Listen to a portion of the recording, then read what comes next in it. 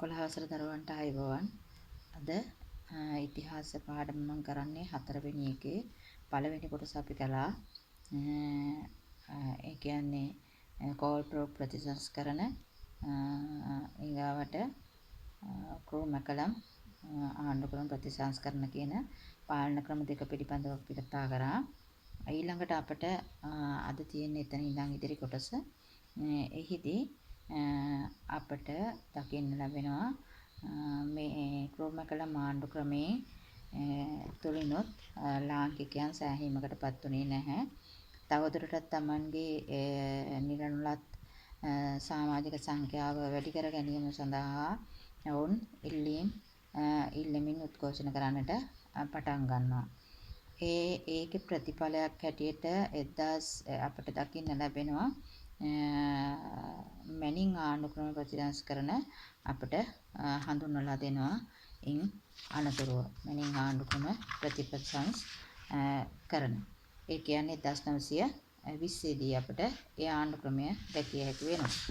මෙහිදී මේ හඳුන්වා දීමේදී මේකේ කැපී පෙනෙන ලක්ෂණ කීපයක් දකින්න ලැබෙනවා.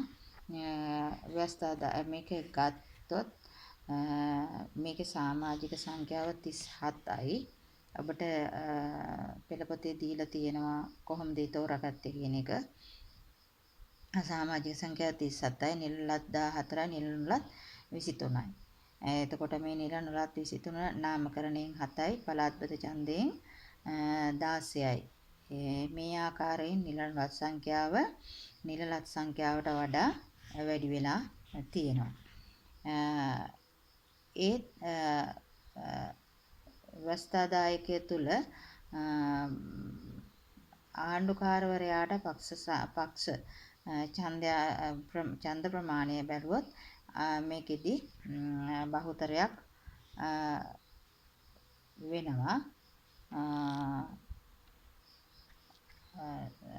මේකෙදි යම්කිසි ආකාරයකින් ලාංකිකයනොත් යම් ප්‍රමාණයක් සමාජික සංඛ්‍යාව වැඩි කරගෙන තියෙනවා. මේකේ කැපී පෙනෙන ලක්ෂණ ගත්තොත් ව්‍යවස්ථාදායක සභාවේ මුල්වරට නිලනුලත් බහුතරයක් වීම දකින්නට ලැබෙනවා. ඒක තමයි මේකේ එක විශේෂ ලක්ෂණයක්. ඒගොල්ලෝ ඉල්ලා සිටියේ ව්‍යවස්ථාදායකයේ නිලනුලත් සංඛ්‍යාව වැඩි කරන්න කියලා තමයි ඔවුන්ගේ සියලු දෙනාගේම එක ඉල්ලීමක් උනේ. ඒකට ඒක මේ අවස්ථාවේදී ලාංකිකයන් ජයග්‍රහණය කළා තිබුණා මේ ආණ්ඩු ක්‍රමය තුලින්. ඒ වගේම පළාත්බද නියෝජන ක්‍රමය ඉල්ලා සිටියා ලාංකිකයන් දිගින් දිගටම. එතකොට මේකෙන් පළාත්බද නියෝජන ක්‍රමය හඳුන්වලා දීලා තියෙනවා. ඒ වගේම වාර්ගික නියෝජන ක්‍රමය ගත්තාම අපේ ලාංකිකයෝ දිගින් දිගටම කිව්වා වාර්ගික නියෝජන ක්‍රමය අයින් කරන්න කියන එක. නමුත් ඔවුන් ඒක අයින් කරේ නැහැ. ඔවුන් එක දිගටම පවත්වාගෙන යනවා. ඒකත් විශේෂ ලක්ෂණයක්. මේකෙදී අපිට පොදුවේ ගත්තොත් ආණ්ඩුකාරවරයාගේ බලතල යම් ප්‍රමාණයකට මේකේ අඩුවීමක් දකින්නට ලැබෙනවා නිලනුලත් සංඛ්‍යාව බහුතරයක් වීම නිසා. ඒකම මේ ප්‍රතිසංස්කරණ පිළිබඳව ලාංකිකයන් සෑහීමකටපත් වෙන්නේ නැහැ. ඒ නිසා තවදුරටත් උද්ඝෝෂණ ක්‍රියාත්මක වෙනවා. ජාතික සංගමයේ විශේෂයෙන්ම මේ ප්‍රතිසංස්කරණ කරන ප්‍රතික්ෂේප කිරීමක් සිද්ධ කරන ලබනවා. මේ ප්‍රතික්ෂේප කිරීම තුළින් මැනින් ආණ්ඩුකාරවරයා අපහසුතාවයකටපත් වෙනවා මේ ආණ්ඩු ක්‍රමයේ ප්‍රතික්ෂේප කිරීම තුළ. ඒ නිසා ඔහු ඉල්ලීමක් කරනවා මේ ආණ්ඩු ක්‍රමය බාර ගන්නට කියලා නැවත ප්‍රතිසංස්කරණයක් හැකි ඉක්මනින් හඳුන්වා දෙන බවට පොරොන්දු වෙමි. ඒ නිසා ලාංකිකයන් මේ මැනින් ආණ්ඩු ක්‍රම ප්‍රතිසංස්කරණය පිළිගන්නට එකඟ වෙනවා. ඒ නිසා 1000 අපිට දකින්න ලැබෙනවා මැනින් ආණ්ඩු ක්‍රමය 1920 නිසා ලංකාවේ ක්‍රියාත්මක කිරීමට කටයුතු යෙදෙනවා. ප්‍රතිසංස්කරණයක් හැකි ඉක්මනින් ලබා දෙන බවට පොරොන්දු වීමත් සමග අපිට දකින්න ලැබෙනවා 1924 වෙනකොට මැනින් ඩෙවන්සය ආණ්ඩු ක්‍රමය හඳුන්වා දීමක් දකින්න ලැබෙනවා. මැනින් ආණ්ඩුකාරවරයා සහ ඩෙවන්සය විසින් මැනින් ආණ්ඩු ක්‍රම ප්‍රතිසංස්කරණ කියන එක ඔවුන් හඳුන්වලා දෙනවා. මේ මැනින් ඩිවන්සේ ආණ්ඩු ක්‍රම ප්‍රතිසංස්කරණ වල සමාජික සංඛ්‍යාව 49ක් බවට පත් වෙනවා. නිල නොලත් 12යි. ඒ කියන්නේ මැනින් ආණ්ඩු ක්‍රමයට වඩා තවත් දෙදෙනෙකුගේ අඩුවීමක් තියෙනවා නිලලත් සමාජික සංඛ්‍යාවේ. ඒ වගේම නිල නොලත් සමාජික සංඛ්‍යාවේ වැඩිවීමක් තියෙනවා. නිල නොලත් සමාජික සංඛ්‍යාව 37ක් බවට පත් වෙනවා. නාමකරණයෙන් 8යි, ඡන්දයෙන් 29යි. මේ නිසා මෙතෙන්දී අපට නාමකරණයෙන් පත් වෙන සංඛ්‍යාවෙත් යම් වැඩිවීමක් දකින්න ලැබෙනවා. ඒ වගේම තමයි ඡන්දයෙන් පත් වෙන සංඛ්‍යාවේ වැඩිවීමක් දකින්නට ලැබෙනවා. මේ ආණ්ඩු ක්‍රමය තුළ අපිට දකින්න ලැබෙනවා මේ ආණ්ඩු ක්‍රමයත් එක්ක මේකේ පාලන තන්ත්‍රයේ යම්කිසි ගැටලු සහගත තත්ත්වයක් පෙන්වුම් කෙරෙනවා. විලියම් මැනින්ට පස්සේ පත් කළා එවනවා. ඒ කියන්නේ මෙතෙක් හිටිය ආණ්ඩුකාරවරයා විලියම් මැනින් ආණ්ඩුකාරවරයා. ඊට පස්සේ ලංකාවට පත් කරලා එවන්නේ හියු ක්ලිපර්ඩ් නැමැති ආණ්ඩුකාරවරයා. මේ හියු ක්ලිපර්ඩ් ආණ්ඩුකාරවරයා මේ පවතින තත්ත්වය, ඒ කියන්නේ ලංකාවේ මෙතෙක් මේ පවතින ආණ්ඩු ක්‍රමවේදයේ තියෙන මේ අපැහැදිලි බව, මේ தত্ত্বය බ්‍රිතාන්‍ය රජයට කියා සිටිනවා. ඒ අනුව මේක තීරුම්ගත්තු බ්‍රිතාන්‍ය තීරණය කරනවා ලංකාවේ මේ තියෙන தත්ත්වය හොයලා බලලා නැවත ආණ්ඩු ක්‍රම ප්‍රතිසංස්කරණයක් ලබා දිය යුතුයි කියලා. ඒ නිසා මේ එක්කම අපට දකින්න ලැබෙනවා ඩොනෝ මෝර් ආණ්ඩු ක්‍රමය ඉන් අනතුරුව හඳුන්වලා දෙනවා 1933 දී 31 දී ඩොනෝ මෝර් ආණ්ඩු ක්‍රමය හඳුන්වලා දෙනු ලබනවා. එතකොට මේකෙදී හියු ක්ලිපර්ඩ් තමයි මේ தত্ত্বය බ්‍රිතාන්‍ය රජයට ඉදිරිපත් කරන්නේ පාලන තන්ත්‍රය පිළිබඳව. ඒකේ ප්‍රතිඵලයක් හැටියට ඩොනෝ මෝර් කොමිසම ලංකාවට එවනවා. ලංකාවේ මේ පාලන ක්‍රමවේදයේ පිළිබඳව හොයා බලලා නව පාලන ක්‍රමයක් හඳුන්වා දීමට කටයුතු කරන්නට කියලා. ඒ නිසා ඒ හඳුන්වලා දුන්නු පාලන ක්‍රමය තමයි ඩොනෝ මෝර් නමින් හඳුන්වනු ලබන්නේ. ඒක අපේ ලංකාවේ පාලන ක්‍රමවේදය තුළ විශේෂත්වයක් ගන්නවා. ඒ කියන්නේ ඒ පාලන ක්‍රමය තුළ යම් අපට වාසිදායක තත්ත්වයක් දකින්නට ලැබෙනවා මෙතෙක් තිබුණාට වඩා. ඒ අනුව මේ කියන ඩොනෝ මෝර් ආණ්ඩු ක්‍රමයේ තුල ඔබ මතක තබා ගත යුතු කරුණු ගණනාවක් තියෙනවා. ඩොනෝ මෝර් කොමිසමේ ඉන්න 1927 දී කෙටි පේපර් එක ප්‍රශ්න පත්‍රයට මේක අහන්න පුළුවන්. ඊගාවට මේ ආණ්ඩු ක්‍රමයේ ක්‍රියාත්මක වෙන්නේ 1931 දී.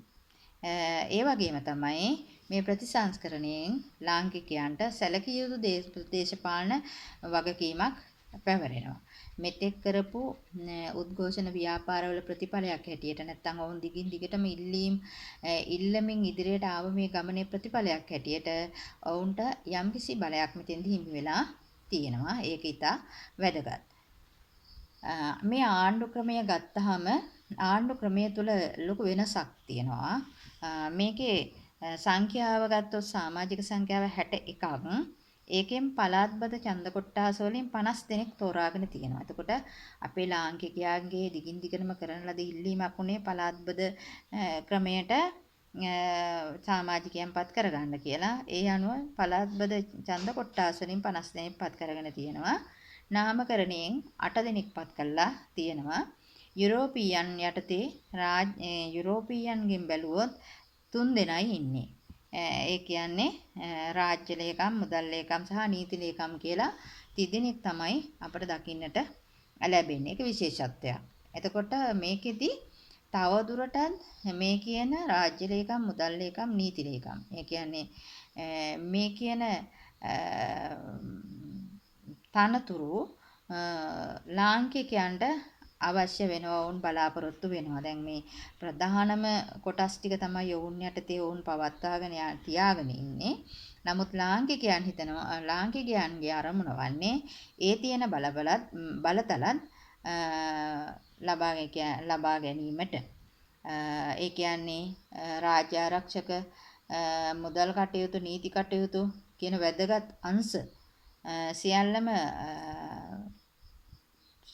ලාංකික නිලධාරීන් අතරපත් කර ගැනීම තමයි ඔවුන්ගේ ඊළඟ අරමුණු බවට පත් වෙන්නේ. කොහොම නමුත් මේ ඩොනමෝර ආණ්ඩුක්‍රමයේ යටතේ ලාංකිකයන්ට සැලකිය යුතු මේ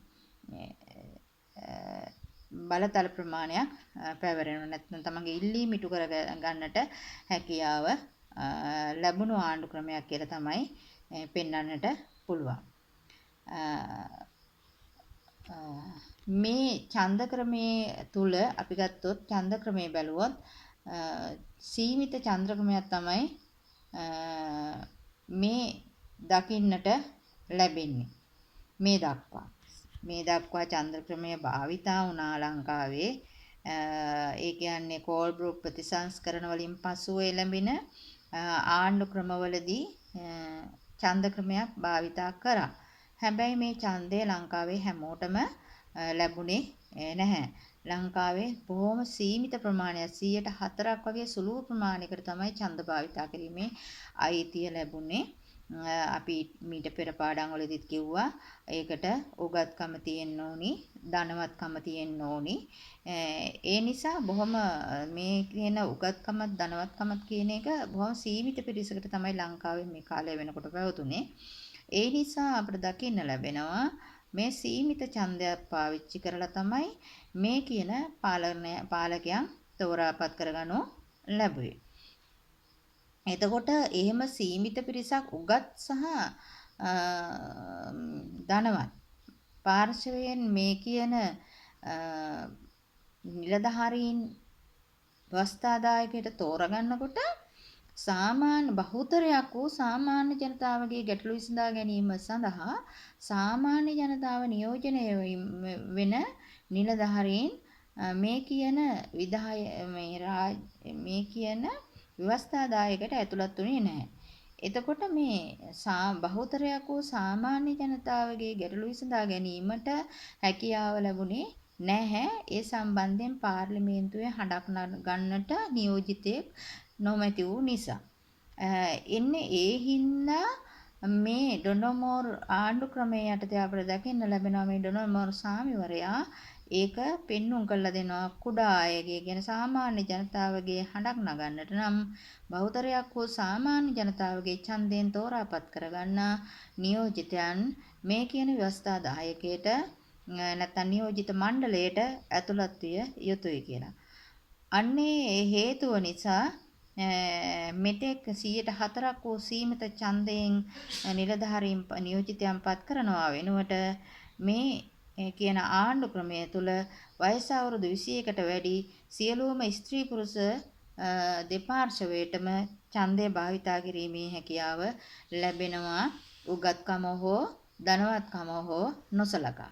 අන්න ඒක ලැබපු ලොකු ජයග්‍රහණයක්. අවුරුදු 21කට වැඩි ස්ත්‍රී පුරුෂ සෑම සියලු දෙනාටම ඡන්දය පාවිච්චි කිරීමේ හැකියාව ලැබීමත් සමගම ඡන්දය පාවිච්චි කරන සංඛ්‍යාව වැඩි වෙනවා වගේම මේ කියන බහුතරයක් වූ සාමාන්‍ය ජනතාවගේ ඡන්දයෙන් පත්වන නියෝජිතයන් මේ කියන ව්‍යවස්ථාදායකයට ඇතුළත් වීම නිසා ඔවුන් පිළිබඳව අවධානය යොමු කිරීමට හැකියාව ලැබුණා. ඒක විශේෂ දෙයක්. ඒ වගේම තමයි විධායක කාරක සභා ක්‍රමය ගත්තහම මේකේ වෙනසක් තියෙනවා මෙතෙක් පැවති ආණ්ඩු ක්‍රම වලට වඩා. මේකේ මේ නියෝජිතයන් ඇතුළු මේ පිරිස හඳුන්වපු නාමය වෙනස් වෙනවා. මේ කියන නියෝජිතයන් ඇතුළත් මේ කණ්ඩායම මෙතෙක් හැදුවේ ව්‍යවස්ථාදායකය කියලා. නැත්නම් ව්‍යවස්ථාදායක සභාව කියන නමින්. නමුත් ඩොනමෝර ආණ්ඩු ක්‍රමයේ යටතේ මේ තෝරාපත් කරගත්තු නිලධාරී මණ්ඩලය හඳුන්වන්නේ මේ රාජ්‍ය මන්ත්‍රණ සභාව කියන නමින්. අන්න එතකොට ඔබ අනෙක විශේෂයෙන්ම මතක තියාගන්න මේ පාලනයේදී සැදුම්ලත් මේ මණ්ඩලය නියෝජිත මණ්ඩලය හඳුන්වන්නේ එතෙක් ව්‍යවස්ථාදායකය කියලා. නමුත් 1931 ඩොනමෝර ආණ්ඩු ක්‍රමයත් සමගම මේ පාලනය සඳහා තෝරාපත් කර ගන්නා ලද නියෝජිත පිරිස හැඳින්වුවේ රාජ්‍ය මන්ත්‍රණ සභාව යන නාමයෙන්. එතකොට මේ රාජ්‍ය මන්ත්‍රණ සභාවට තවදුරටත් ව්‍යවස්ථාදායක මෙන්ම විධායක කටයුතු පිළිබඳ බලය පැවරුණා. ඒ වගේම තමයි රාජ්‍ය මන්ත්‍රණ සභාවේ සමාජිකයන් කාරක සභා 7කට බෙදීම විශේෂ ලක්ෂණයක්. මේ කියන නියෝජිතයන් සංඛ්‍යාව ගත්තහම 61ක් අපිට දකින්න ලැබෙනවා. 61කින් 30 දෙනෙක් යුරෝපීයන්. ඒ තුලින් මේ සමාජික සංඛ්‍යාව 7කට බෙදීමක් දක්නට ලැබෙනවා කාරක සභා 7ක්. එතකොට දැන් ලාංකික නියෝජිත පිරිස වැඩි. ඒ නිසා මේ ලාංකික නියෝජිත පිරිසත් එක්ක මේ දැන් කෙරෙන්නේ ලාංකිකයන්ගේ මතය පරිදි මේවා ක්‍රියාත්මක වීමක් සිද්ධ වෙනවා. කියන්නේ මේවා ක්‍රියාත්මක කරන්නට හැරලා මේ කියන යුරෝපීයන් නිලධාරීන් නායකයන් හැටියට ක්‍රියාත්මක වෙනවා. ඒක මම මීට පෙර පාඩමේ ඔබට සාරාංශය කතා කරනකොට පැහැදිලි කරලා දුන්නා.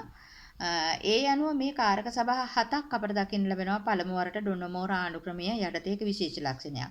දැන් මේ ඩොනමෝර ආණ්ඩුක්‍රමයේ විශේෂ ලක්ෂණ කියන්න කිව්වොත් ඔබට මේවා පැහැදිලිවම කියන්න පුළුවන්. ඒ තුල ස්වදේශ කටයුතු එක විශේෂේශ්‍රයක්. ඊගාවට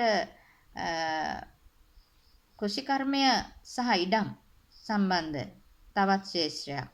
ඊගාට පළාත් පාලනය තවත් ශේෂ්ත්‍රයක්. සෞඛ්‍ය පිළිබඳව තවත් අපි කිව්වොත් අමාත්‍යාංශ හැටියට ගත්තොත් මේ එක අමාත්‍යාංශයක්. ඊගාවට අධ්‍යාපනය තවත් විශේෂ ශේෂ්ත්‍රයක් එක. කම්කරු කර්මාන්ත හා වෙළඳාම. එතකොට අපිට පේනවා මෙතන මේ කාරක සභා 7කට බෙදලා ඒ වගේ මේ කාරක සභා වලට විශේෂ ක්ෂේත්‍රයන් 7ක් නිර්මාණය කරලා ඒ කාරක සභාවට ඒ විශේෂ ක්ෂේත්‍රයන් පවරලා තියෙනවා ඒවා ඉදිරියට කරගෙන යාම සඳහා. එතකොට මේ එක් විශේෂ ක්ෂේත්‍රයක් තුල ඉන්නවා සමාජික පිරිසක් බහුතරයක්. එතකොට ඒ සමාජික පිරිසේ එක් නායකයෙක් ඉන්නවා. එතකොට එයා තමයි කියන්නේ මේ ශේෂ්ත්‍රයේ බාර ඇමතිවරයා කියලා. එතකොට මේ හැම කාරක සභාවකටම යම් කිසි විශේෂ ශේෂ්ත්‍රයක් තියෙනවා ක්‍රියාත්මක කරන්නට. ඒ කියන කාරක සභාවේ ප්‍රධානියෙක් ඉන්නවා. එතකොට ඒ ප්‍රධානියා තමයි අපි ඇමතිවරයා කියලා කියන්නේ. එතකොට මේ කියන විශේෂ ශේෂ්ත්‍රයේ බාර ඇමතිවරයා යටතේ අනිත් අය ඔහුට සහයෝගය දිය යුතුයි. මේ කියන විශේෂ ශේෂ්ත්‍රය තුල කටයුතු කිරීම සඳහා. අන්න ඒක තමයි මේ ආණ්ඩුක්‍රමය තුල තියෙන විශේෂත්වය. ඒ වගේම මේ තුලින් රාජ්‍ය මන්ත්‍රණ සභා යුගයේදී අපට දකින්න ලැබෙනවා ගොවි ජනපද ව්‍යාපාර නිදහස් අධ්‍යාපනය වැනි වැදගත් යෝජනා ක්‍රියාත්මක කිරීමට ඇමති මණ්ඩලයට හැකියාව ලැබෙනවා. මොකද ඔවුන්ට දැන් ඔවුන්ගේ නියෝජිත පිරිස වැඩි. ඒ වගේම යුරෝපීයන් දැන් ඉන්නේ උපදේශකයන් හැටියට මේවා බලන්න විතරයි. ඒ නිසා ලාංකිකයන්ට පුළුවන්කම ලැබුණා ලාංකිකයන් හැටියට නැගී සිටීම සඳහා අවශ්‍ය කරන්නා වූ විශේෂ ශේෂ්ත්‍රයන් හඳුන්වාගෙන කාරක සභා පත් කරලා නායකයන් පත් කරලා ඒ තුලින් ඒවා දියුණුවට පත් කර ගන්නට. ආණ්ඩුකාරවරයා හා රාජ්‍ය නිලධාරීන් ගැන කතා කළොත් ආණ්ඩුකාරවරයාගේ බලය බොහෝ දුරට මේකෙදි අඩු වෙනවා. ඒ වගේම ආණ්ඩුකාරවරයා රාජ්‍ය මන්ත්‍රණ සභාව හා ඇමති මණ්ඩලය සමග තවදුරටත් සහයෝගයෙන් කටයුතු කළ යුතු වෙනවා. ඔහුට ලොකු බලපෑමක් කරන්නට හැකියාව ලැබෙන්නේ නැහැ. ආණ්ඩුකාරවරයා මේ සුහදව කටයුතු කිරීමක් තමයි මෙතෙන්ද දකින්නට ලැබෙන්නේ. රාජ්‍ය ආරක්ෂක මුදල් කටයුතු නීති කටයුතු කියන යන වැදගත් අංශ රාජ්‍ය නිලධාරීන් තිදෙනා යටතේ පැවතීම මේ ලාංකිකයන්ට ගැටලුවක් වෙනවා. ඒ අනුව ඩොනෝමෝර ආණ්ඩු ක්‍රමයේ පැවති දුර්වලතාවයක් හැටියට තමයි ලාංකිකයන් එක හඳුන්වනු ලැබුවේ. කෙසේ නමුත් ඩොනෝමෝර ආණ්ඩු ක්‍රමයේ තුලින් ලාංකිකයන්ට යම් කිසි වාසිදායක ප්‍රතිඵල රැසක් අත්පත් කර ගැනීමට හැකියාව ලැබෙනවා. නමුත් මොවුන් සෑහීමකටපත් වෙන්නේ නැහැ. තව දුරටත් සම්පූර්ණ බලතල ලබා ගැනීම සඳහා කටයුතු කරනු ලබනවා. එක විශේෂ ලක්ෂණයක්. මේක තමයි අපේ වැදගත්ම ප්‍රතිසංස්කරණය. ඊට පස්සේ අපට හඳුන්වලා දෙන්නේ සෝල්බරි ආණ්ඩු ක්‍රමය. සෝල්බරි ආණ්ඩු ක්‍රමයේදී අපි දන්නවා අපට අර්ධ නිදහසක් සහිතව තමයි සෝල්බරි ආණ්ඩු ක්‍රමය හඳුන්වලා දෙන්නේ. ලෝක යුද්ධයෙන් පස්සේ අපට අර්ධ නිදහසක් එක්ක තමයි මේ කියන සෝල්බරි ආණ්ඩු ක්‍රමය ලබා දෙනු ලබන්නේ. මේ අවස්ථාව වෙනකොටත් මේ ඩොනමෝර ආණ්ඩු ක්‍රමය ලැබෙන්නටත් හේතු වෙන්නේ ලෝක යුද්ධය. මම ඒක කලින් පාඩමේදී සාරාංශය කරනකොට විස්තර කරලා ඔබට කිව්වා. එහෙමනම් ඊගාවට අපි මේකේ තියෙන ඔබට කොටසක් මේ ආණ්ඩු ක්‍රම පිළිබඳව වෙන් වශයෙන් ඔබ මතක තියාගන්නට ඕනි. මේකෙදි අවධානය යොමු කළ යුතුයි. ඒ වගේම තමයි ඩොනමෝර ආණ්ඩු ක්‍රමයේ යටතේ මේ අපට ලැබුණු වරප්‍රසාද මොනවද කියන එක ඔබ දැනගෙන ඉන්න ඕනි. ඒ වගේම කොහොමද පාලනය අපේ අය ක්‍රියාවට නංවන්නට කටයුතු කළේ කියන එක බොහෝ විට ඔබගෙන් අහන දෙයක්. ඒ නිසා ඒක පැහැදිලිව මතක තියාගන්න. කාරක සභා 7කට බෙදනවා නියෝජිතව. කාරක සභා 7කට බෙදලා එක් කාරක සභාවකට එක් විශේෂ ශ්‍රේෂ්ඨ පවරනවා. නායකයෙක්පත් කරනවා. අනිත් අය නායකයා යටතේ කටයුතු කරන්නට ඕනි. ඒක ඉන්නේ ඒ ටික ඔබ වැඩි අවධානයක් යොමු කර යුතු වෙනවා. ඒ වගේම මේ තරම් මේ ගමනේදී මේ ජයග්‍රහණය ලබා ගැනීම සඳහා නැත්තම් මේ නිදහස ලබා ගැනීම සඳහා යන ගමනේදී පැවතුණු උද්ඝෝෂණ පිළිබඳව ඔබට එනවා බොහෝ දුරට විස්තර කරන්නට. ඒ නිසා මේ පාඩම තුල ඔබට පෙන්වලා දීලා තියෙනවා නිදහස සඳහා උද්ඝෝෂණ කියන කොටසක්. උද්ඝෝෂණය කියලා. කොහොමද උද්ඝෝෂණය කළේ කියන එක. එතකොට එහෙමනම් ඔබට මේ ආණ්ඩු ක්‍රම පිළිබඳව අධ්‍යයනය කරන ගමන්ම ඒ නිදහස ලබා ගැනීම සඳහා කරන ලද උද්ඝෝෂණ පිළිබඳවත් ඔබ දැන සිටිය යුතුයි. මේකෙදි අපි කතා කරපු ටික එහෙමම තියෙද්දි බලන්න මෙන්න මේ තුනක් පිළිබඳව තමයි ඔබගේ අවධානය යොමු කරන්නට ඕනි. එකක් පොපිමල් ව්‍යාපාරය. උද්ඝෝෂණවල එක අවස්ථාවක්. අනිත් එක තමයි සූර්යමල් ව්‍යාපාරය. අනිත් එක අමාත්‍ය මණ්ඩලය හා ජාතික සංගම් ක්‍රියාත්මක වෙච්චි ආකාරය. ඔන්න ඔය කරුණු තුන පිළිබඳව ඔබේ අවධානය යොමු කළ යුතුව තියෙනවා. ඒකෙදී අපිට දකින්න ලැබෙනවා පොපිමල් ව්‍යාපාරය කියලා කියන්නේ ලාංකිකයන්ගේ යහපත සඳහා ඇති කරපු ව්‍යාපාරයක් නෙමෙයි.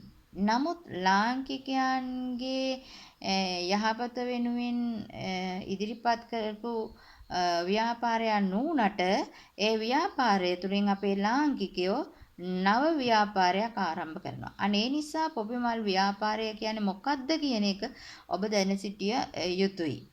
පොපිමල් ව්‍යාපාරය ලෝක යුද්ධයෙන් ආබාධිත සොල්දාදුවන් හා එම පවුල් වලට ආධාර පිණිස ආරම්භ කරපු ව්‍යාපාරයක්. එතකොට අන්නේ ඒක ඔබ මතක තියාගන්න පොපිමල් ව්‍යාපාරය කියන්නේ මොකද්ද කියලා අහුවොත් ඔබ පිළිතුර දෙන්න ඕනි. කෙටියෙන් දෙන්න ඕනි එහෙම අහනවනම් පොපිමල් ව්‍යාපාරය කියන්නේ ලෝක යුද්ධයෙන් පළමු ලෝක යුද්ධයෙන් ආබාධිත සොල්දාදුවන්ට හා එම පවුල් වල අයට ආධාර පිණිස ආරම්භ වුණු එකක්. එතකොට පළවෙනි ලෝක යුද්ධය කියන එක තියෙන්න ඕනේ. දෙවන ලෝක යුද්ධය කිව්වොත් වැරදි.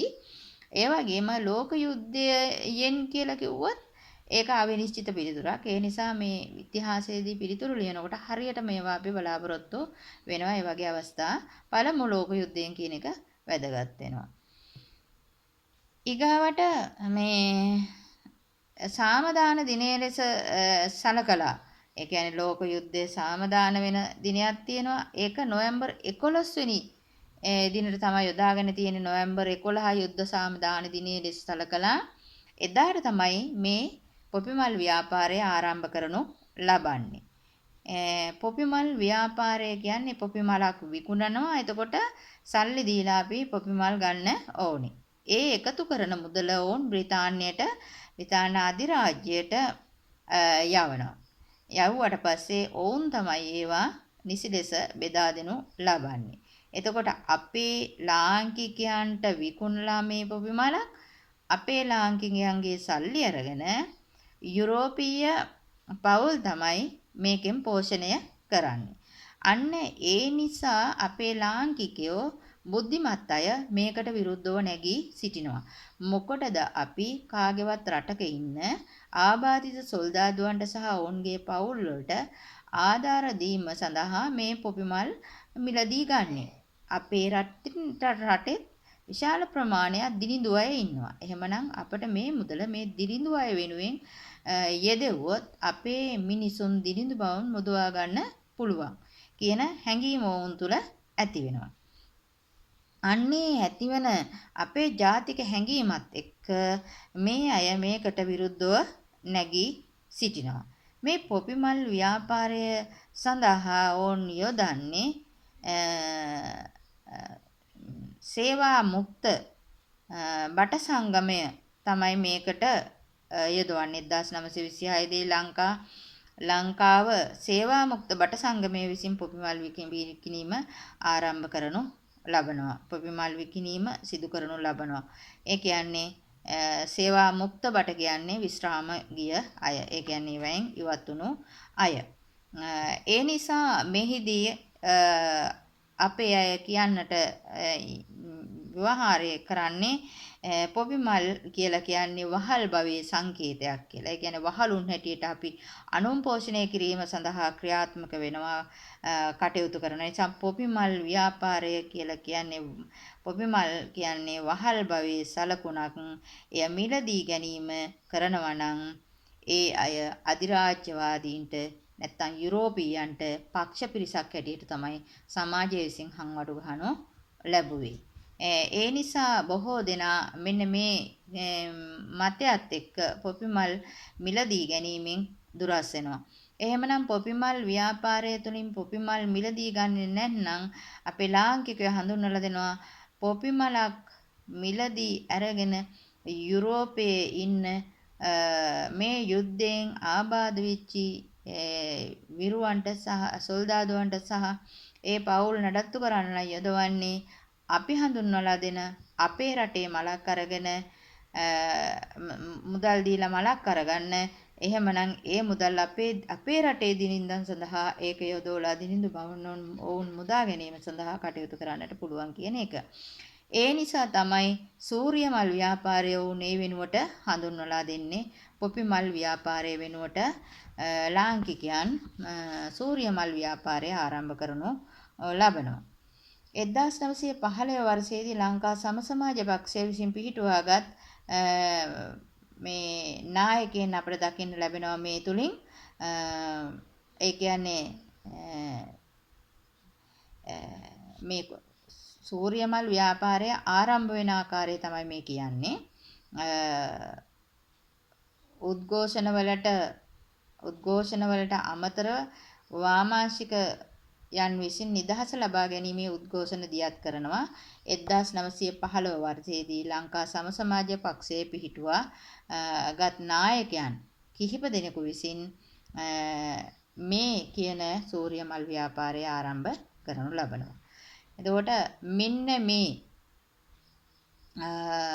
නායකයන් කවුද කියලා බැලුවොත් ආචාර්ය ඇන්.එම්. පෙරේරා, ආචාර්ය කොල්විනාර්ද සිල්වා කියන මෙම වාමාංශික නායකයන් නිදහස ලබා ගැනීම සඳහා නිදහස ඉල්ලාගෙන ගිය ගමනේදී උද්ඝෝෂණ පවත්වාගෙන ගියා. උද්ඝෝෂණ කටයුතු වල නියලුණා. උද්ඝෝෂණ කරමින් ප්‍රචාරක කටයුතු සිදු කරගෙන ගියා. ඒ ප්‍රචාරක කටයුතු සිදු කරගෙන යාමේදී මේගොල්ලෝ සූර්ය මල් ව්‍යාපාරය යොදා ගන්නු ලැබුවා. එතකොට නිදහස වෙනුවෙන් ජනතාව දැනුවත් කිරීමට යන ගමනේදී මේ අය සූර්ය මල් ව්‍යාපාරයත් ඒ සඳහාම යොදා ගන්නු ලැබුවා පොපි මල් ව්‍යාපාරයට එරෙහිව. එතකොට මේ කියන පොපි මල් විකුණන දින සිටම සූර්ය මල් විකිණීමද ආරම්භ කරනු ලැබුණා.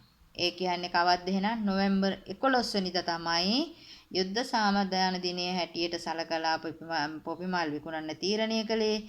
එහෙමනම් මේ නායකයෝ සූර්ය මල් විකිණීමත් නොවැම්බර් 11 වෙනි දිනම ආරම්භ කරනු ලබනවා. එතකොට සූර්ය මල් මේ මිලදී ගන්නා අය දකින්න ලැබෙන්නේ අපට නිදහසේ සලකුණක් හැටියට. ඒ කියන්නේ නායකයා සූර්ය මල් ව්‍යාපාරය ගත්තාම සූර්ය මල් පැලඳීම නිදහස් සටනට දායක වීමක් හැටියට තමයි වුන් සැලකුවේ.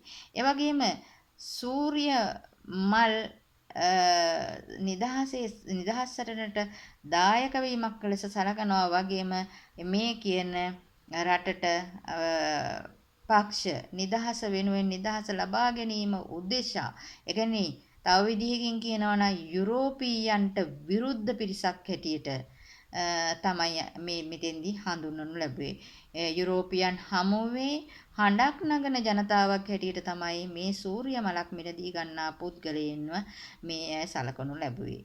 නිදහසේ සංකේතයක් කියලා කියන්න පුළුවන්. ඒ වගේම ඒ එකතු කරගත්තු මුදල් මොවුන් යෙදෙව්වේ තමන්ගේම රටේ දුප්පත් ජනතාවගේ සුභසිද්ධිය වෙනුවෙන්. ඒ නිසා සූර්ය මල් වෙනුවට ලාංකිකයන් පොපි මල් වෙනුවට ලාංකිකයන් එතැන් සිට සූර්ය මල් මිලදී ගන්නට කටයුතු කරනු ලැබුවා. මේ උද්ඝෝෂණ එක ක්‍රමයක් උද්ඝෝෂණවල එක අවස්ථාවක් අවධියක්. එතකොට ඔබට ඒක ලියන්න පුළුවන් මේ විදිහට මේ අය උද්ඝෝෂණ කරනු ලැබුවා ලංකාව තුළ නිදහස දිනා ගැනීමට යන ගමනේදී පොපි මල් ව්‍යාපාරයට විරුද්ධව උද්ඝෝෂණය කරපු ආකාරය තමයි අපිට පේන්නේ මේ සූර්ය මල් ව්‍යාපාරය තුලින්. ඊගාවට අනිත් එක තමයි අමාත්‍ය මණ්ඩලය හා ජාතික සංගමය ගත්තාම 1939 දී දෙවන ලෝක සංග්‍රාමය ආරම්භ වීම නිසා යුද අවස්ථාවේදී බ්‍රිතාන්‍යයන්ට ලංකාවේ සහයෝගය අවශ්‍ය වෙනවා. ඒ වගේම ඇමති මණ්ඩලය බ්‍රිතාන්‍යයට සහාය දීමට ඉදිරිපත් වුවත් යුද්ධය නිම වූ පසු නව ආණ්ඩුක්‍රම ප්‍රතිසංස්කරණයක් අවශ්‍ය බව කරුණු දක්වනවා. මම ඔබට පළවෙනි කොටස විස්තර කරනකොට කිව්වා ලෝක යුද්ධය ආරම්භ වුණාට පස්සේ ලෝක යුද්ධයේදී යටත් විදිහට රාජ්‍යවල සහාය අවශ්‍ය වුණු බව. ඒ වගේම තමයි ඒ යටත් විජිත රාජ්‍යවල සහාය ඉල්ලා සිටීමට හැකිවන ආකාරයට වුන් පසුබිම නිර්මාණය කරා ලාංකිකයන්ට බලතල දීලා. ඒ අනුව යුද අවස්ථාවේදී ආරක්ෂක කටයුතු පවත්වාගෙන යාමට ආරක්ෂක මණ්ඩලයක් පත් කරනු ලැබුවා. එහිදී කෘෂිකර්ම අමාත්‍ය ඩී සේනානායක මහතා තමයි ඒ සඳහා සහභාගී වුණේ ආරක්ෂක කටයුතු සඳහා. එතකොට මේ යුද්ධයේ පැවති දුෂ්කර අවධියේදී ඇමති මණ්ඩලයේ සහාය ලබා දීමට ඩී සේනානායක මහතාට හැකියාව ලැබෙනවා. ඒ අනුව මේ යුදමය අවස්ථාවේදී මේ කියන ලාංකික නිලධාරීන් යුරෝපීයන්ට උපකාර කිරීම නිසා යුරෝපීයන් පැහැදීමට පත් වෙනවා. ඒ නිසා මේ සහාය වීමේ ප්‍රතිඵලයක් හැටියට ලාංකිකයන්ට ලංකාවට ගැලපෙන ආණ්ඩුක්‍රම ව්‍යවස්ථා කෙටුම්පතක් පිළියෙල කිරීමට අමාත්‍ය මණ්ඩලයට බලය ලබා දෙනවා. ඒ කියන්නේ සහාය දීම නිසා ඔවුන් සතුටටපත් වෙනවා. යුද්ධයේ නිමා වූ පසු ක්‍රියාත්මක කිරීම සඳහා අවශ්‍ය කරන ආණ්ඩු ක්‍රමයක් කියන්නේ ආණ්ඩු ක්‍රම ව්‍යවස්ථා කෙටුම්පත සකස් කරන්නට ලාංකික අමාත්‍ය මණ්ඩලයට අවස්ථාව ලැබෙනවා. එතකොට 1924 දී වෙනකොට මේ ඇමති මණ්ඩලය මේ කෙටුම්පත සකස් කළා අවසන් කරනු ලබනවා. මේ කෙටුම්පත ගත්තාම මේ කෙටුම්පතේ හැටියට අභ්‍යන්තර කටයුතු පිළිබඳ පූර්ණ බලය සම්පූර්ණ බලය ලාංකිකයන්ට ලැබෙන පාර්ලිමේන්තු ආණ්ඩු ක්‍රමයක් තමයි ඔවුන් යෝජනා කරනු ලබන්නේ. ලංකා ජාතික සංගමයක් මෙහිදී 1942 සිට රටට නිදහස ලබා ගැනීම සඳහා අරමුණු කරගෙන උද්ඝෝෂණ කරපු සංගමයක්. කොහොම නමුත් මේ කියන නිලධාරීන් මේ කියන්නේ දැන් මේ කතා කරන්නේ රාජ්‍ය මන්ත්‍රණ සභාවේ හිටව මේ නිලධාරීන් මේ ආණ්ඩු ක්‍රමය මේ කියන කෙටුම්පත සකස් කිරීමට සමත් වෙනවා. එතකොට සංගම් වල බලාපොරොත්තු වුණේ ඒකමයි. මෙතෙක්කල් සංගම් හරහා උද්ඝෝෂණ කරගෙන යන ලැබුවේ ඒ නිසාමයි. මේ සංගම් පවා මේ වෙලාවේදී මේ කියන අමාත්‍ය මණ්ඩලයට සහාය දක්වනවා මේ කෙටුම්පත් සකස් කිරීම සඳහා. එතකොට මේ උද්ඝෝෂණ දිගින් දිගටම ඒ කියන්නේ 1833 කෝල්බ්‍රොක් ප්‍රතිසංස්කරණ වලදී ආරම්භ කරපු මේ උද්ඝෝෂණ ව්‍යාපාරය මොවුන් නිදහස ලබා ගන්නා තුරුම අඛණ්ඩව ගෙන යාමට සමත් වෙනවා. එතකොට මේ අඛණ්ඩව ගෙන ගියේගේ ප්‍රතිඵලයක් හැටියට තමයි අපිට සෝල්බරි ආණ්ඩු ක්‍රමයේ යටතේ අර්ධ නිදහසක් ලබා ගැනීමට හැකියාව ලැබෙන්නේ. ඒක අපි ලැබපු ජයග්‍රහණයක්. හැබැයි ඒ ජයග්‍රහණය අපි එකවර නෙමෙයි ලැබුවේ. ලාංකිකයන් හැටියට සිංහලයන් විතරක් නෙමෙයි අපේ සිංහල, දෙමළ, බර්ගර්, මැලේ ආදී සියලු ජාතීන් එක්ව ලබාගත්තු ජයග්‍රහණයක්. අන්න ඒකයි වැදගත් වෙන්නේ. අපි ලාංකිකයන් කියන පොදු නාමයෙන් හඳුන්වන්නේ සිංහලයෝ විතරක් නෙමෙයි. එක්ව ගිය නිසා තමයි අපිට මේ ජයග්‍රහණය ළඟා කර ගැනීමට හැකියාව ලැබුණේ. ඒ නිසා රටක් හැටියට අපි සියලු ජාතීන් එකතු විය යුතුයි යම් ජයග්‍රහණයක් ලබන්නට නම් ඕනෑම අභියෝගයක් හමුවේ. අන්න ඒක ඔබ අනිවාර්යෙන් මතක තියාගන්න. අපිට මේක තනිවම යා හැකි ගමනක් නෙමෙයි. සිංහලයන් හැටියට මේ ගමන මේ අභියෝග ජය ගන්නත් බෑ. තනිවම ද්‍රවිඩයන් හැටියට මේ අභියෝග ජය ගන්නත් බෑ. ඒ වගේ විවිධ ජාතීන් හැටියට ගත්තාම ඒ අයට තනිතනුව මේක කරන්න පුළුවන් දෙයක් නෙමෙයි. ඒ නිසා අපිට ඉතිහාසයේ පුරාවට බැලුවහම පේන්නේ අපි යම් කිසි ජයග්‍රහණයක් ඉතිහාසයේ පුරා ලබලා තියෙනවනම් ඒ සෑම ජයග්‍රහණයක් හමුවේම තියෙන්නේ ජාතියක්. ඒ කියන්නේ අපි සියලු දෙනාම එක්ව නැගී සිටීමක්. අනේ නිසා සියලු අභියෝග ජය ගැනීම සඳහා ජාති ભેද, ආගම් ભેද, කුල ભેද නොසලකා අපි එකාවන්ව ලාංකිකයන් හැටියට නැගී සිටීම වැදගත් වෙනවා. අන්න ඒක තමයි අපිට මේකේ ඊටා වැදගත් තවත් එක වැදගත් මතක තබා ගත යුතු කරුණක් බවට පත් වෙන්නේ. මේ එතකොට ඔබ මේ කතා කරපු අපි දැන් මේ කතා කරපු මේ බ්‍රිතාන්‍යයන්ගේ පාලනය යටතේ මෙතන පාලන ක්‍රම 5ක් තියෙනවා හඳුන්වලා මේ කොටසේදී. නමුත් තව එකක් තියෙනවා සෝල්බරි ආණ්ඩු ක්‍රමය. එතකොට මේ සෝල්බරි ආණ්ඩු ක්‍රමය කියන එක ඊළඟ පාඩමට ඇතුළත් වෙලා තියෙනවා. එතකොට අපේ සියලුම පාලන ක්‍රමවේද ගත්තාම 6ක් අනිවාර්යෙන් තියෙනවා. ඒ 6 පැහැදිලිව ඔබ මේ සමහර වෙලාවට ප්‍රශ්න පත්‍රවල එනවා පිළිවෙලින් ලියන්න කියලා. ඒ නිසා ඔබ මේක පිළිවෙලින් මතක තියාගත යුතු වෙනවා. ආණ්ඩු ක්‍රම 6යි. එතකොට මේ 6 වෙනි එක සෝල්බරි ආණ්ඩු ක්‍රමය. සෝල්බරි ආණ්ඩු ක්‍රමයෙන් අපිට අර්ධ නිදහසක් ලබා ගැනීමට සමත් වෙනවා. ඒ නිසා පාලනය තමයි අපි මේ අද කතා කරේ. එතකොට මම ඔබට ගිය සැරේ ප්‍රශ්න දුන්නා ලියන්නට. ඒ වගේම මම ඔබට කිව්වා පාස් පේපර් වල කියන්නේ පසුගිය ප්‍රශ්න පත්‍රවල ප්‍රශ්න කොච්චර ඇවිල්ලා තියෙනවද? ඒ මොනවද? ඔබට ඒ ලියන්නට හැකියාව තියෙනවද කියන එක බලන්න කියලා. සමහර විට ඔබ සූදානම් ඇති, සමහර වෙලාවට ඔබ සූදානම් නැතුවත් ඇති.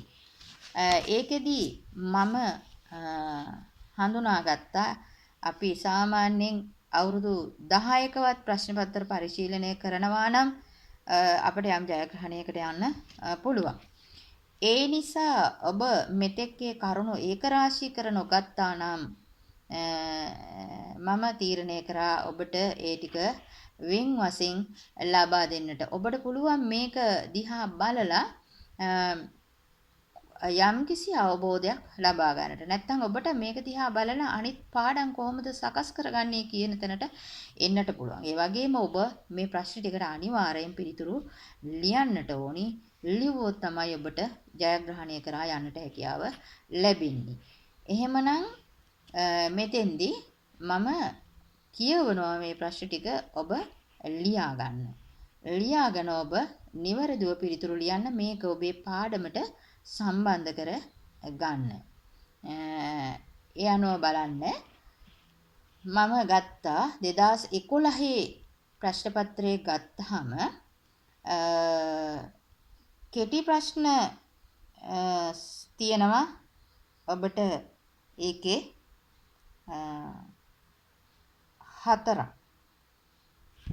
හතරක් නිර්මාණය කරලා තියෙනවා. ඒ හතර මෙන්න මෙහිමයි සකස් වෙලා තියෙන්නේ. ඔබ ලියන්න ඔබට පසුගිය ප්‍රශ්න පත්‍ර පොත තියෙනවනම් ඔබ ඒකෙන් බලලා ලියා ගන්න. ඔබ ඊට සූදානම් නැත්නම් මෙතෙක් ඔබ මේ ප්‍රශ්න ටික අනිවාර්යෙන් මේ පාඩම 4 වෙනි පාඩම 11 වසර ඉතිහාසය 4 වෙනි පාඩම 2011 O level ප්‍රශ්න පත්‍රයේ ඇතුළත් ප්‍රශ්න කියලා ලියලා ඔබ ලියන්න කෙටි ප්‍රශ්න කියලා. ඒකේ 17 වෙනි ප්‍රශ්නේ ඇවිල්ලා තියෙනවා. මෙන්න මේක 17 කියලා දාලා ලියන්න. බ්‍රිතාන්‍ය පාලන සමය තුල මෙරට සිදු කරන ලද ආණ්ඩු ක්‍රම ව්‍යවස්ථා සංශෝධනවල දක්නට ලැබුණු වර්තමානයේ පවා අහිතකර බලපෑම් ඇති කිරීමට සමත් වූ ලක්ෂණය ලෙස සැලකිය හැක්කේ. පළවෙනි ප්‍රශ්නේ නිල ලත් මන්ත්‍රීන් සංඛ්‍යාවට වඩා නිල නොලත් මන්ත්‍රීන් සංඛ්‍යාව ප්‍රමාණවත් වැඩිවීමයි. 2. ජන වර්ගානුව මන්ත්‍රීවරුන් පත් කිරීමයි. 3. රාජ්‍ය නිලධාරීන්ගේ බලය මහජන නියෝජිතයන්ගේ බලය අභිබවා යාමයි. 4. නාමකරණයෙන් මන්ත්‍රීවරුන් පත් කිරීමට ආණ්ඩුකාරවරයාට බලතල තිබීමයි. එතකොට මේ කෙටි ප්‍රශ්න පත්‍රයේ ප්‍රශ්න 40න් 40 තුලට ඇතුළත් වෙච්ච ප්‍රශ්න මේ පාඩමෙන්. ඊගාවට අහනවා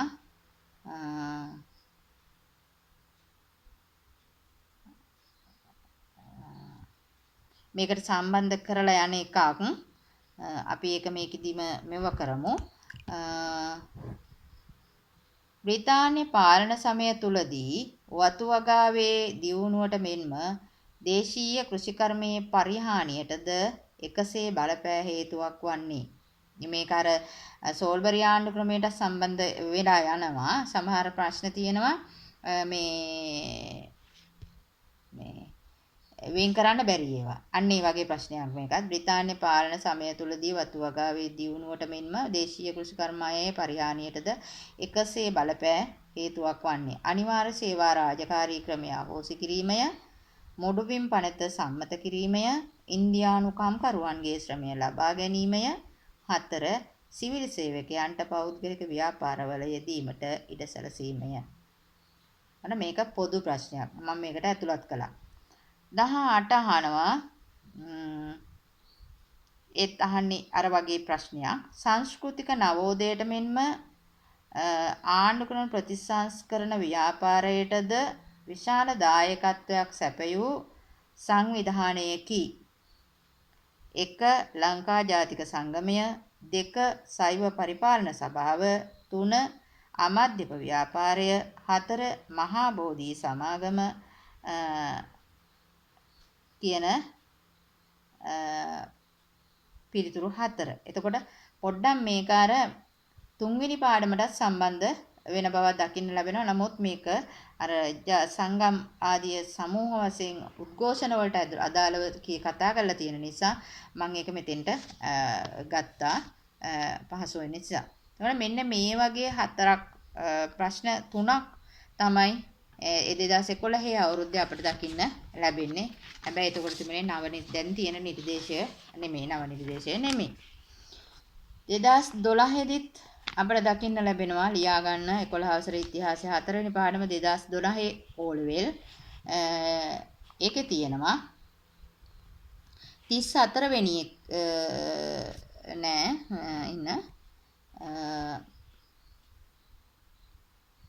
35 වෙනි ප්‍රශ්නේ තියෙනවා ජනතාව ඍජුවම ව්‍යවස්ථා සම්පාදනයේට සහභාගී වන අවස්ථාවක් ලෙස සැලකිය හැක්කේ මින් කවරක්ද?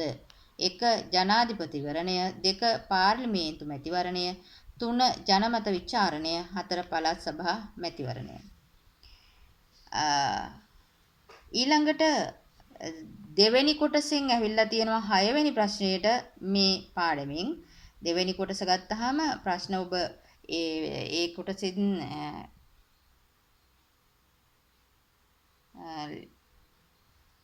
දෙවෙනි කොටසේ දැන් ඔබට ප්‍රශ්න 4කට ලියන්න වෙලා තියෙනවා. ඒකෙදි මෙන්න මෙහෙම තමයි ඇහිලා තියෙන 6 වෙනි ප්‍රශ්නේ පළවෙනි කොටස එනවා. පහත දැක්වෙන ඒවා ශ්‍රී ලංකාවේ කවර ආණ්ඩු ක්‍රම ප්‍රතිසංස්කරණ යටතේ ක්‍රියාත්මක වූයේදයි අනුපිළිවෙලින් ලියන්න. ඒ යටතේ අහනවා විධායක කාරක සභා ක්‍රමය ඇති කිරීම. ඒකට විධායක කාරක සභා ක්‍රමය තිබුණේ මොන ආණ්ඩු ක්‍රමයේ යටතේද කියලා යහන්නේ. B ද්විමණ්ඩල ව්‍යවස්ථාදායකයක් ස්ථාපිත වීම. ද්විමණ්ඩල ව්‍යවස්ථාදායකයක් ස්ථාපිත කිරීම. හරිද? එතකොට මේ මොන ආණ්ඩු ක්‍රමයේ යටතේද කියලා ලියන්න ඕනේ.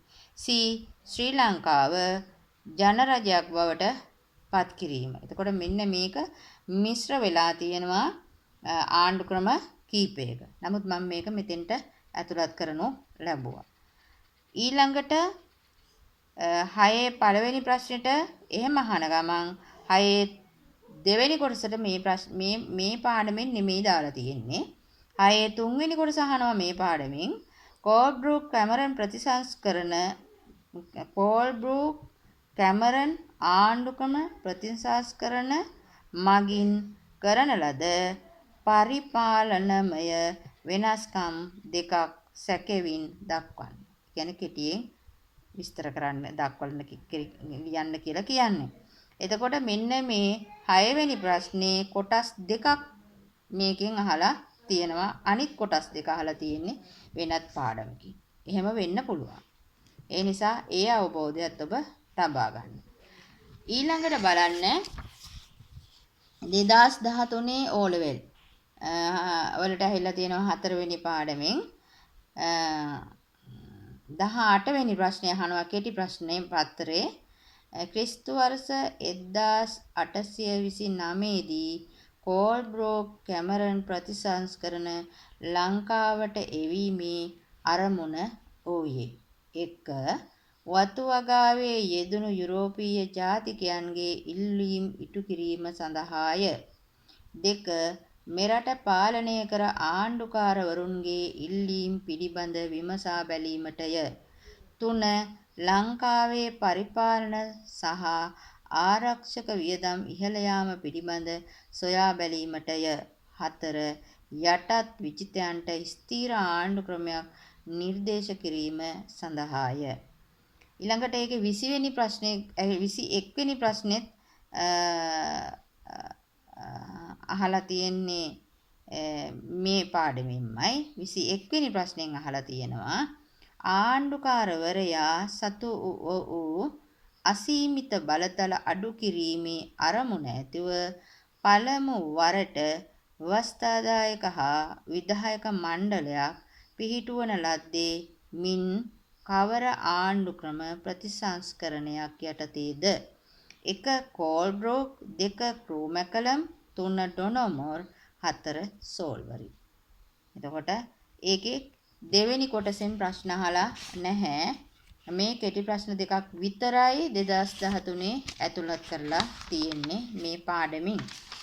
ඊළඟට බලන්න 2014 O level ප්‍රශ්න පත්‍රයට ඇහිලා තියෙනවා කෙටි ප්‍රශ්නයක් 27 වෙනි ප්‍රශ්نين අහලා තියෙනවා ඩොනොමෝර් ආණ්ඩු ක්‍රමයේ යටතේ මෙරට මහජන නියෝජිතයින්ට පැවරුණේ 1. අධ්‍යාපන කටයුතු 2. මූල්‍ය කටයුතු 3. පරිපාලන කටයුතු 4. අධිකරණ කටයුතු. ඒකෙදි ඒ අවුරුද්දේ දෙවෙනි කොටසට ඇතුළත් කරලා තියෙනවා 6 වෙනි ප්‍රශ්නේ කොටස් දෙකක්. දෙවෙනි කොටසේ 6 වෙනි ප්‍රශ්නෙට කොටස් දෙකක් ඇතුළත් කරලා තියෙනවා. එකක් තමයි ඒ කියන්නේ දෙවෙනි ප්‍රශ්නේ අහලා තියෙනවා 6 එක කොටස මේකට අදාළ නැහැ වෙන පාඩමකින් දාලා තියෙන්නේ.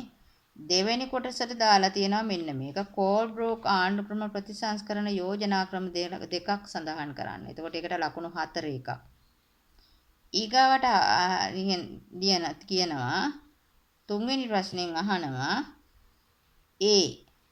අප රටට සර්වජන ඡන්ද බලය ලබා දුන් ආණ්ඩු ක්‍රමය නම් කරන්න.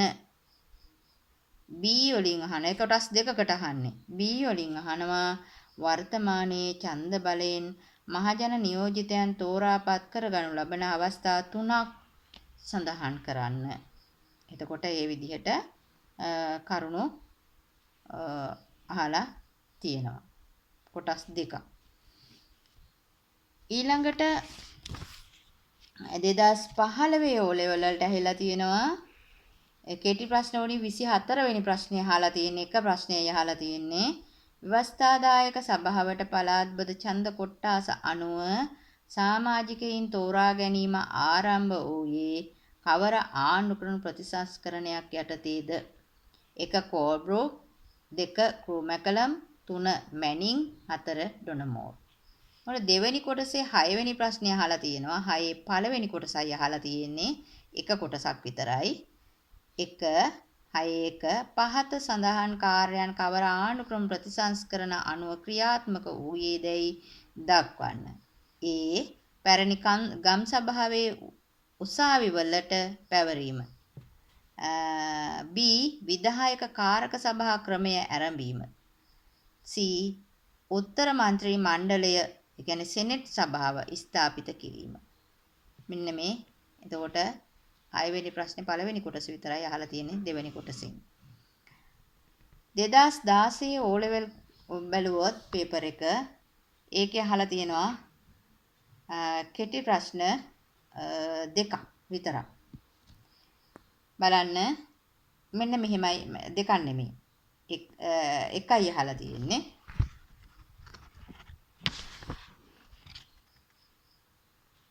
එකයි අහලා තියෙන්නේ. පහතේ A සිට E දක්වා ඇති තොරතුරු ඇසුරින් 27 28 යන ප්‍රශ්න වලට පිළිතුරු සපයන්න කියලා අහලා තියෙනවා. නමුත් ඒකේ ඊළඟ ප්‍රශ්නේ යන්නේ සෝල්බරි ආණ්ඩු ක්‍රමයේ. අන්න ඒ නිසා මේකේ මේ පාඩමට අදාළ තියෙන්නේ එක ප්‍රශ්නයයි 27 වෙනි ප්‍රශ්නේ. බලන්න මේකේ ආය හපව පහත A සිට E දක්වා ඇති තොරතුරු ඇසුරින් 27 28 යන ප්‍රශ්න වලට පිළිතුරු සපයන්න. A. සර්වජන ඡන්ද බලය B. ජාතික රාජ්‍ය සභාව C. ජනමත විචාරණය D. සෙනෙට් සභාව E. සමානුපාතික නියෝජන ක්‍රමය. එතකොට 27 වෙනි ප්‍රශ්نين අහන්නේ මෙන්න මේක ඩොනොමෝර් ආණ්ඩු ක්‍රම ප්‍රතිසංස්කරණය හා සෝල්බරි ආණ්ඩු ක්‍රම ප්‍රතිසංස්කරණ සම්බන්ධ තොරතුරු පිළිවෙලින් දැක්වෙන පිළිතුර කුමක්ද? 1 A හා B 2 A හා D 3 B හා D 4 C හා E.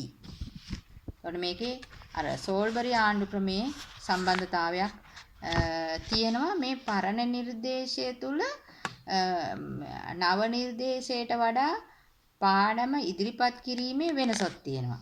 අන්න ඒකයි මෙතන මේ ගැටලුව තියෙන්නේ.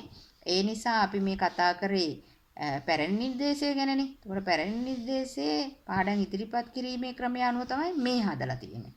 එතකොට ඔබට විශේෂයෙන්ම පැහැදිලි වෙනස්කමක් තියෙන්නේ 2016 ඉඳලා තමයි නව නිර්දේශයේ පැහැදිලි ප්‍රශ්න පත්‍රය අපිට දකින්න ලැබෙන්නේ. එතකොට 2016 ඉඳලා එතෙන්දිත් අපිට දකින්න ලැබෙනවා යම්කිසි මිශ්‍ර බවක් මේ ප්‍රශ්න වල එක ගැටලුවක් කරගන්න එපා ඔබ. මොකද 9ේදී ඔබට මේ පාඩම් කරලා තියෙන නිසා අපිට පිළිතුරු දීමට හැකියාව තියෙනවා. අපි 11 වසරේදී සෝල්බරි ආණ්ඩු ක්‍රමය තාම නොකලට. 2017 ප්‍රශ්න පත්‍රයෙන් අහන්නේ 30 වෙනි ප්‍රශ්නේ කෙටි ප්‍රශ්න පත්‍රයක්. කෙටි ප්‍රශ්නයක් තියෙනවා මේකේ. ලංකා ජාතික සංගමේ සභාපතිවරයා ලෙස පත් කළේ කවුද? 1. Sir D. B.. ජයතිලක මහතා. 2. පොන්නම්බලම් අරුණාචලම් මහතා. 3. එෆ්.ආර්. සේනානායක මහතා. 4. පොන්නම්බලම් රාමනාදන් මහතා. ඒකෙදි දෙවෙනි කොටසට තියෙනවා ප්‍රශ්නයක් දාලා ප්‍රශ්න දෙවෙනි කොටසේ 7 වෙනි ප්‍රශ්නය හදලා 7 වෙනි ප්‍රශ්නේ 1 සහ 2 කොටස් වලට මේ පාඩමෙන් දාලා තියෙනවා. 7 1 සහ 2 කොටස් වලට මේ පාඩමෙන් දාලා තියෙනවා. 7 1 තමයි පහත සඳහන් එක් දේශපාලන වෙනස්කම් සිදු වූයේ කවර ආණ්ඩු ක්‍රම ප්‍රතිසංස්කරණ යටතේදැයි වරහන් තුලින් තෝරා ABC අනුපිළිවෙලින් සඳහන් කරන්න. A.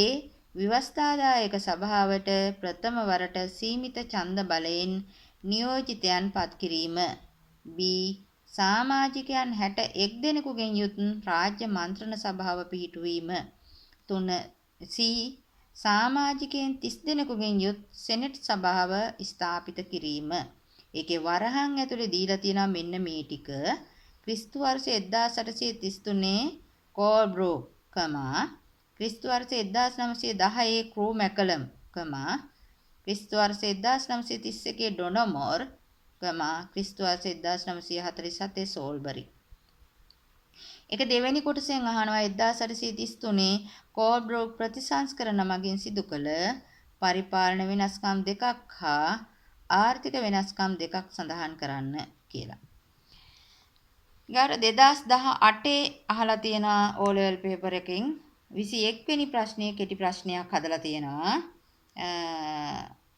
ශ්‍රී ලංකාවේ බ්‍රිතාන්‍ය පාලන යුගයේදී සිදු කරන ලද ආණ්ඩු ක්‍රම ප්‍රතිසංස්කරණ හා සම්බන්ධ ලක්ෂණ කිහිපයක් පහත දැක්වේ.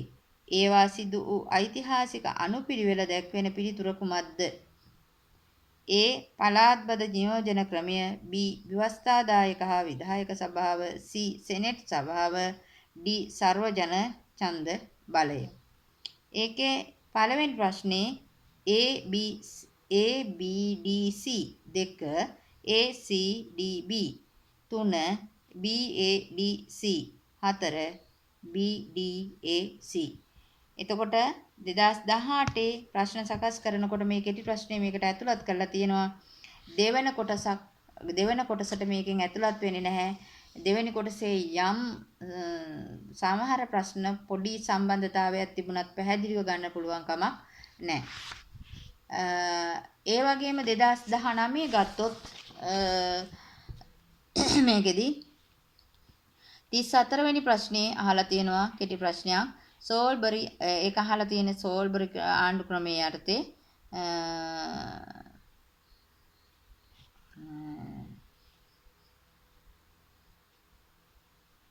අහලා තියෙන්නේ මේක කමන්නේ ලියා ගන්න 34 සෝල්බරි ආණ්ඩු ක්‍රමයෙන් මෙරටට හඳුන්වා දුන් ප්‍රතිසංස්කරණයක් දැක්වෙන පිළිතුර කුමක්ද? රාජ්‍ය මන්ත්‍රණ සභාව පිහිටුවීම, සර්වජන ඡන්ද බලය ලබා දීම, පාර්ලිමේන්තු ක්‍රමය හඳුන්වා දීම, විධායක කාරක සභා ක්‍රමය ඇති කිරීම. 35 වෙනි ප්‍රශ්නේ පොදු ප්‍රශ්නයක් හැටියට තමයි මේක පේන්නේ. නමුත් මම මේකට ඇතුළත් කළා. ශ්‍රී ලංකාවේ පැරණිම දේශපාලන පක්ෂය මින් කුමක්ද? ලංකා සමාජ පක්ෂය, එක්සත් ජාතික පක්ෂය, ශ්‍රී ලංකා නිදහස් පක්ෂය, ලංකා කොමියුනිස්ට් පක්ෂය කියන ටික. එතකොට මෙන්න මේ විදිහට ගත්තොත් මේ පාඩමෙන් සමහර වෙලාවට ඍජුවමත් අහලා තියෙනවා. ගොඩක් සමහර වෙලාවට සෝල්බරි ආණ්ඩු ක්‍රමයක් මේකට සම්බන්ධ කරගෙන තමයි සකස් වෙලා තියෙන විශේෂයෙන්ම සෝල්බරි ආණ්ඩු ක්‍රමය අපිට වෙනම පාඩමක් හැටියට දුන්නට සෝල්බරි ආණ්ඩු ක්‍රමය මේ ආණ්ඩු ක්‍රම තුලට පැමිණිය යුතුයි. ඒ නිසා තමයි මෙහෙම සම්බන්ධ කරලා තියෙන්නේ. ඒ නිසා එක වෙනම පාඩමක් වුණාට මේ යුරෝපියන් අපට හඳුන්වලා දුන්න පාලන ක්‍රම තුල පාලන ක්‍රම 6න් එකක් තමයි සෝල්බරි ආණ්ඩු ක්‍රමය. ඒක වෙන් කළා දාලා තියෙන්නේ වැඩිදුර ඉගෙනීමේ පහසුව සඳහා. ඒකට වැඩි අවධානයක් අපි යොමු කළ යුතු නිසා තමයි ඒක වෙනම දාලා තියෙන්නේ. නැත්නම් මේ පාඩම් ක්‍රම 6 මේ පාලන ක්‍රම 6 අපි එකටම ඉගෙනගත යුතුයි. එකටම කරුණු මතකයේ තබාගත යුතුයි. එහෙමනම් ඊළඟට අපිට තියෙන්නේ 6 වෙනි පාඩමට යන්න. එතකොට 6 වෙනි නෙවෙයි 5 වෙනි පාඩම අපි ඊළඟට තියෙන්නේ අපිට. එහෙමනම් මෙන්න මේ කියපු ප්‍රශ්න ටික ඔබ මේ පාඩමට සම්බන්ධ කරගෙනම ලියලා තියාගන්න. ඔබට මේක යම් වටිනාකමක් එයි. ඔබ විභාගෙ ලියනකොට මෙන්න මේ දක්වා ඇවිල්ලා තියෙන්නේ මේ කොටස් වලින් මෙන්න මේ කියන පාලන ක්‍රම 6න් ඇවිල්ලා තියෙන්නේ මෙන්න මේ ටික තමයි කියන එක. මම සමහර ඒවා සෝල්බරි ආණ්ඩු ක්‍රමය තුල තිබුණු ප්‍රශ්න මම ටිකක් අයින් කළා සමහර ඒවා. සෝල්බරි ආණ්ඩු ක්‍රමයේ යටතට මම ඒක ඇතුළත් කරන්නම්. එතකොට මෙන්න මේ කියන පාරණන පාස් පේපර් වල තියෙන ටික ඒක රාශී කරගත්තට පස්සේ ඔබට ඒකට පිළිතුර දියන්න ඔබ ඒකම යම් මේ පිළිබඳව මේ අදහසක් ගන්න ඔබ අදහසක් ගන්න. එතකොට ඔබට පේයි කොහොමද අපි මේ පේපර් එකට සූදානම් වෙන්න ඕනි කියන එක.